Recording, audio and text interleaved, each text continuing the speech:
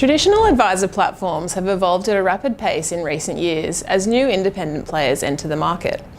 Here to discuss the latest developments in the platform space is Matt Harrison, General Manager of Distribution at Colonial First State.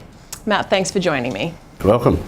Now Matt, you've been in the industry for a while. How have you seen advisor platforms evolve over the last few years in particular? I have been in the industry a while. Actually, I was thinking about that. It comes up quite often, but I started as a BDM in 1998. And to say that platforms has evolved is an understatement. I think they've really gone from a sort of a product solution to an integrated advisor back office system. And I think that's been driven by a couple of things. It's been driven by technology advancements, of course, but it's also been driven by the complexity of advice models and the need to change. Clients are demanding more, advisors are demanding more, regulations have changed, and there's this real need to deliver retirement solutions in particular right now. So you've had to keep pace with that change. So it's been an exciting journey, and it really has evolved, and I think it will continue to evolve.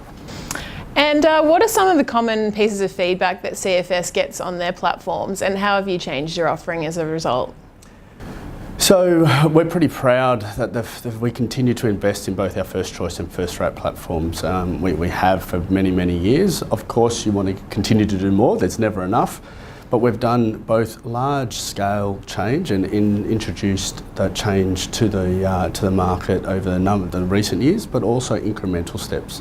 So for example, we've recently, a couple of years ago, we were first to market with annuities and the integration of annuities on platform. We've launched an ACA full functioning wrap vehicle. We've launched data analytics. And we've also catered to the retirement needs with a managed risk capability, because we do see that as important offerings. But apart from that, we've looked at the analytics capability that you need to offer advisors now that form part of that platform ecosystem and evolution. And we can do that because of the scale that we have and the ability to take that to market. So we always want to make large scale changes to the platform, but sometimes the incremental changes is what actually means most for some of those advisors. And how do you think a really good platform can help an advisor to actually grow their business? So let's start with a platform is there to really enable advice and remove platform and give scale and efficiency benefits and remove any inefficiencies from the back office of advisors.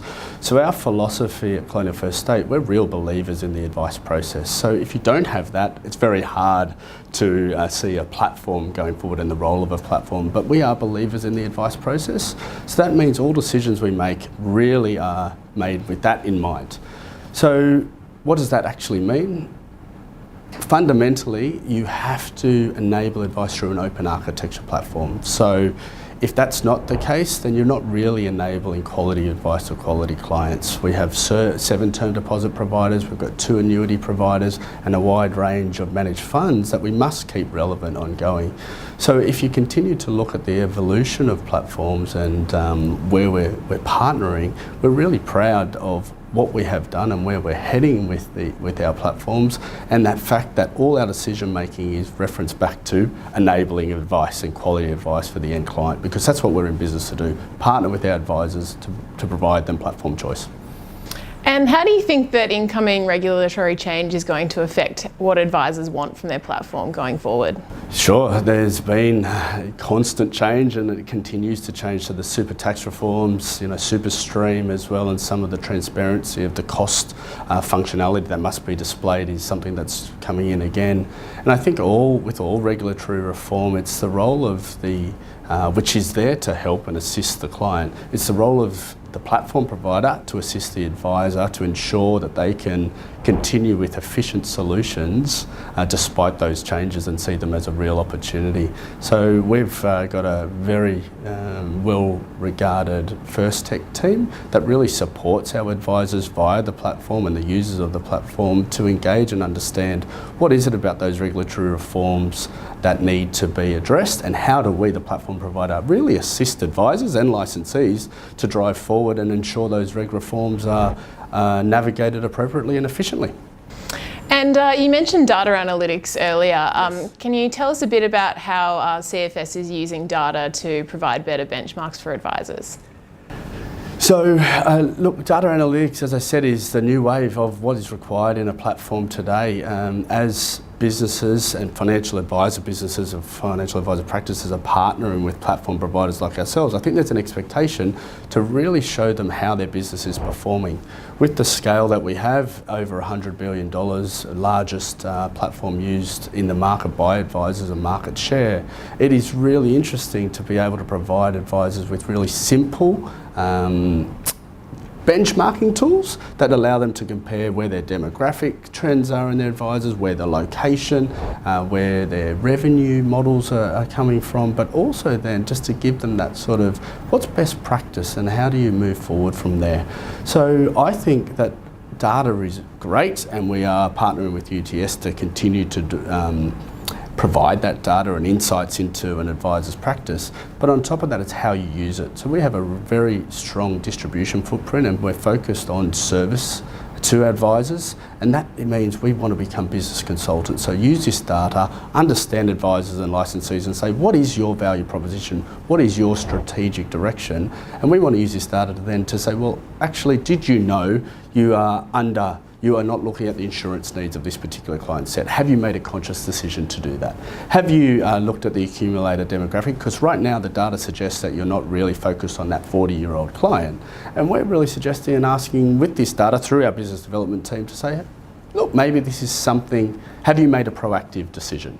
And data analytics is going to be huge going forward, but it's what you do with that data and how you challenge and help advisors and licensees grow that I think is most important. And we're utilising that now time and time again. I was with an advisor practice only last week having this conversation, and they were amazed at what they saw as their blind spots, and that they hadn't made a conscious decision. And I think that enabling business growth is really something that data and the Colonial First State team is really focused upon.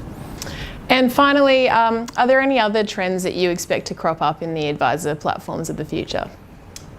As I sort of mentioned at the start, we've been on a big journey over the last 20 years from this product to client-centric model and integrated back-office solutions.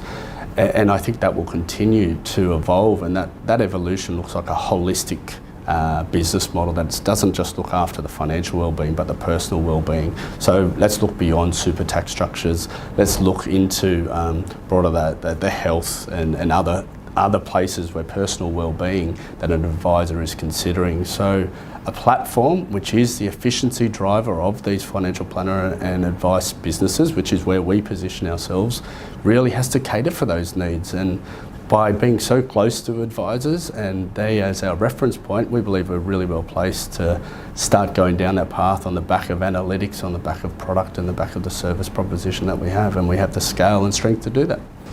Great, Matt, thanks for joining me today. Thanks for having me.